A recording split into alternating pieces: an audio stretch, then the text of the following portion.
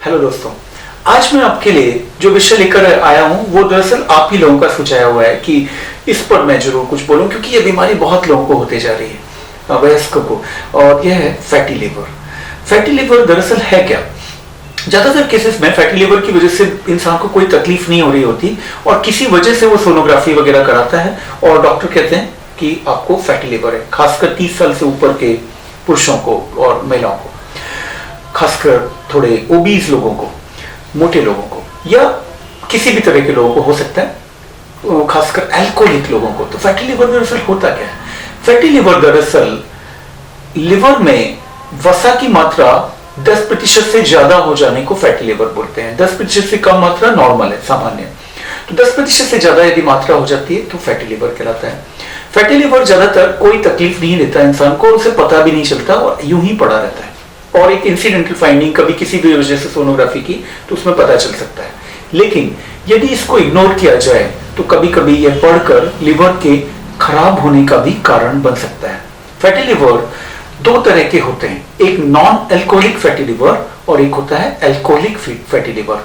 Non alcoholic fatty liver, जैसा कि नाम आपको पता चल रहा है, ये उन लोगों में होता है जो शराब नहीं पीते या बहुत कभी कभार पीते हैं।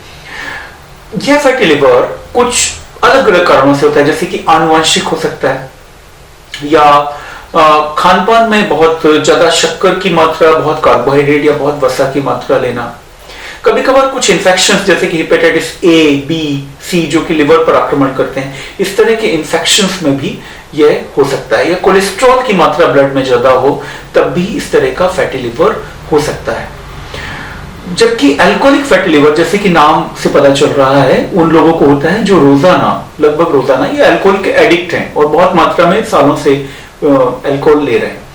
दोनों ही फैटी लिवर में यदि ट्रीटमेंट हम समय पर ना शुरू करें और हम उस पर ध्यान ना दें तो ये बढ़कर सिरोसिस का कारण बन सकता है, खासकर अल्कोहल वालों को। और यदि अल्कोहल वो छोड़ देते हैं पीना तो उनके लिए अच्छी खबर है कि यह फैटी लिवर रिग्रेस भी कर सकता है, मतलब नॉर्मल भी होना शुरू हो सकता है। लेकिन एक बात मैं बता दूं कि फैटी लिवर को ठीक करने के लिए कोई दवा नहीं है। हाँ, कोई दवा नहीं है। कुछ लाइफस्टाइल मॉडर्न मेडिसिन के अनुसार, एविडेंस बेस्ड मॉडर्न मेडिसिन की जब मैं बात करता हूं, मैं यहां पर ऑल्टरनेटिव मेडिसिन की बात नहीं कर रहा, मैं मॉडर्न मेडिसिन के अनुसार, जिसे आप एलोपैथ कहते हैं, फैटी लिवर को ठीक करने की कोई भी अलग से दवा नहीं है। लेकिन लाइफस्टाइल मॉडिफिकेशन से ना सिर्फ फैटी लिवर को की रोकथाम की जा सकती है बल्कि उसे ठीक भी किया जा सकता है।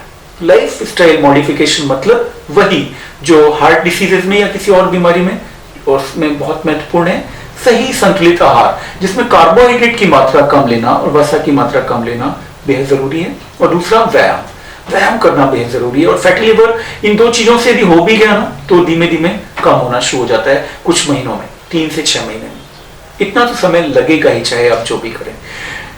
साथ ही साथ में कुछ विटामिन, जैसे विटामिन ई को कुछ रिसर्च में पाया गया है कि ये फायदेमंद होता है, तो आपके डॉक्टर आपको विटामिन ई लिखेंगे जो आपको रोजाना लेना है कुछ दिनों तक या कुछ महीनों तक। वो फैटी लिवर में मददगार साबित हो सकता है। हम भारतीयों की डाइट में कुछ और विटामिन कम होते हैं, जैसे विटामिन B12 सिर्फ उन लोगों को मिलता है जो मांसाहार करते हैं और रोजाना करते हैं। शाकाहारी भोजन में विटामिन B12 नहीं होता, तो विटामिन B12 भी आ जा सकता है।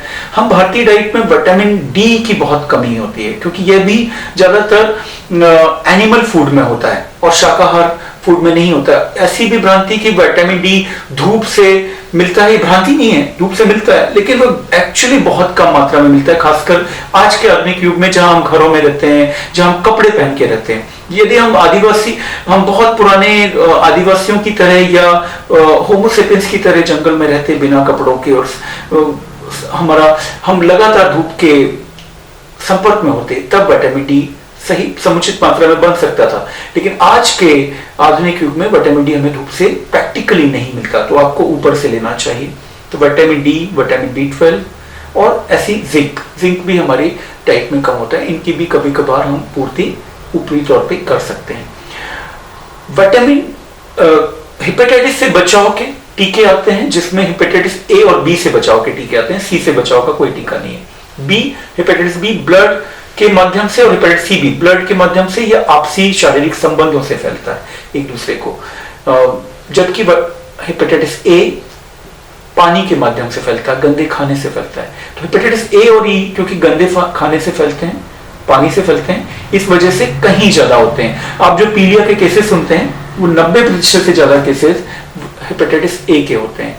लेकिन अच्छी बात यह कि हेपेटाइटिस ए के ज्यादातर केसेस ठीक हो जाते हैं कुछ समय में बिना कुछ के, जबकि हेपेटाइटिस बी और सी के क्रॉनिक चलते हैं। तो ये थी कुछ जानकारी लिवर के संबंध में, खासकर फैटी लिवर के संबंध में। उम्मीद करता हूं कि आप आज से, अभी से यदि नहीं कर रहे हैं तो, यदि ये वीडियो देखकर सिर्फ देखते ही रह गए तो फिर क्या फायदा मेरे बोलने का। उठिए, एक्सरसाइज कीजिए और संतुलित आहार लीजिए। आपका स्वास्थ्य मेरी खुशी। स्वस्थ जन समृद्ध राष्ट्र। Thank you very much.